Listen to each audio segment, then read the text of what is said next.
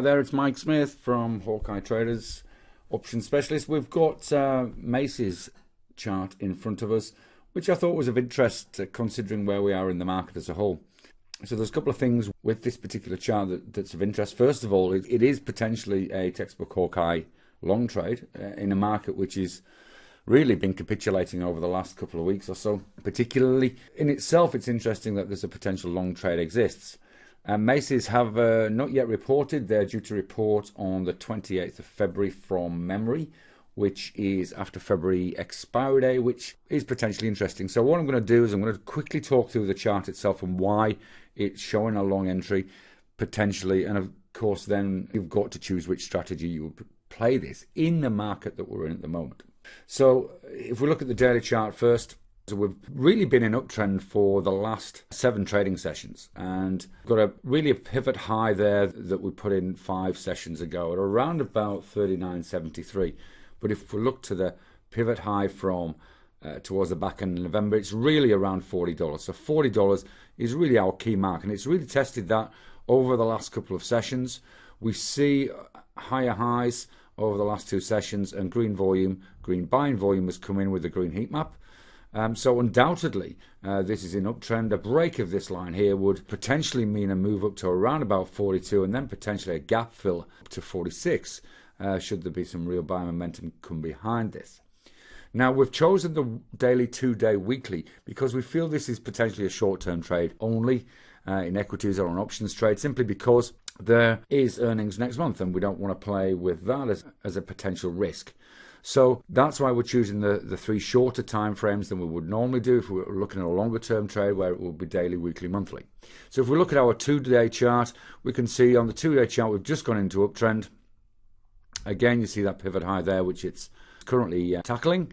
We've had green buying volume in really for the last 3-4 sessions, and we've got a green heat map there as well, which supports again the idea of potential entry. So we've got congruence with the 2-day against the daily. If we look at the weekly chart, again, if you remember the rules, we don't use the heat map on the weekly chart or on the slowest time frame. We're looking for green buying volume, which we see from last week.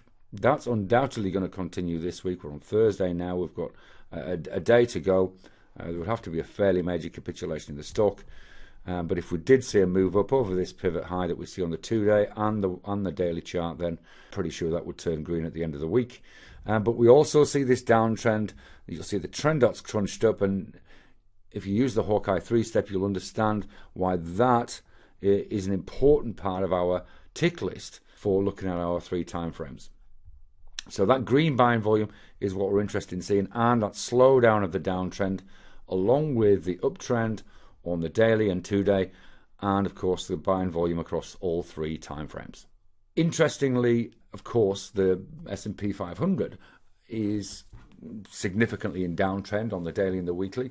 There was some interesting market action last night with it testing 1800 on the S&P 500 and then recovering 1.5% to have losses, with even the Russell finishing in positive territory. It'll be interesting to see what follow through there is. But obviously, in terms of a straight directional trade, it wouldn't be something that would be jumping up and down about unless you're really on top of the market and looking at it a couple of times a day.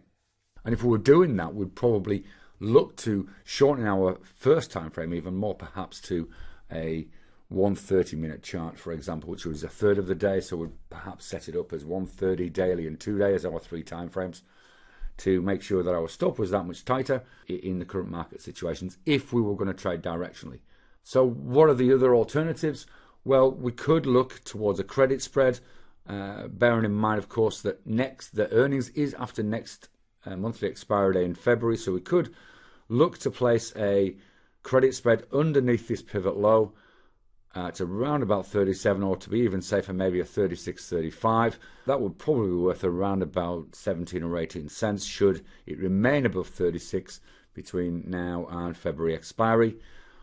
Alternatively, as I said, we could look to a short-term directional trade, or we can even play an out-of-the-money butterfly, which again maybe expire February. So look to something like a 40, 42, 44 if we feel that this is a gap too far. But the other way we could play this is quite simply a grossly out-of-the-money bought call, which would be very cheap, particularly if it was a February call, so before earnings. Although we're in our time a bit, we're not looking for a massive return, and we can invest quite a small amount of money in a trading idea that this potentially is going to go up. Obviously, we're going to be patient. We're going to wait until we've seen a break of that pivot high. Let's just confirm where it's at. We'll just change this blue line yellow so it's easier, or a white to it so it's easier to see. There we go. And we'll confirm what level that is. If we look at properties again, look at data, and that's at 40.76. So for you guys who are a little more conservative, and certainly if you're trading equities, you'd wait for a break of 40.76. If you're feeling a little more aggressive and we're happy to scalp, then really a break of that $40 would be potentially interesting. You may look for a 70-cent movement in the underlying, which in options terms could be quite profitable for a very short term on the ball, looking at it at least a couple of times of day live sort of trade. In terms of what we would do, obviously, we've got a decision to make in the Trade Alert portfolio service that our members have access to, but I trust that's been useful in looking at a potential opportunity that's going against the overall market trend. We'll see you again soon.